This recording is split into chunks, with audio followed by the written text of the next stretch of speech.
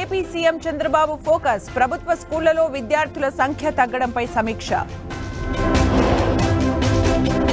ఏపీలో రేషన్ బియ్యం అక్రమాలపై ఉక్కుపాదం. అక్రమార్కుల్ని అరెస్టు చేస్తామన్న నాదెండ్ల. కాసేపట్లో మంగళగిరి డీఎస్పీ కార్యాలయానికి జోగి రమేష్. చంద్రబాబు ఇంటిపై దాడి కేసులో పోలీసుల నోటీసులు.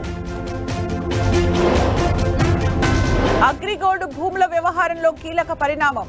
జోగి రాజీవ్ సహా 9 మందిపై సిఐడి ఏసీబీ కేసులు.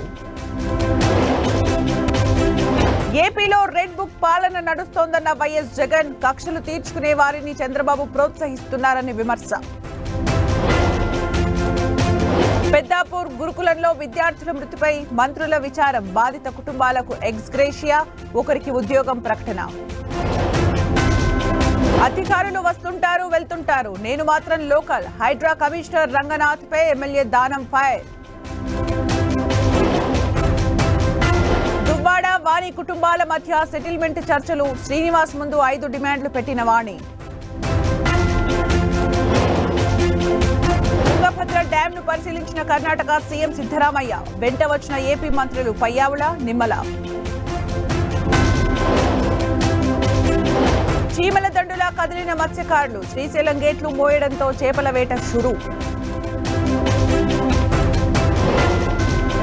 భారత్ బంగ్లా తీర ప్రాంతంలో హై అలర్ట్. చొరబాట్ల నియంత్రణకు కోస్ట్ గార్డ్ పటిష్ట నిఘా.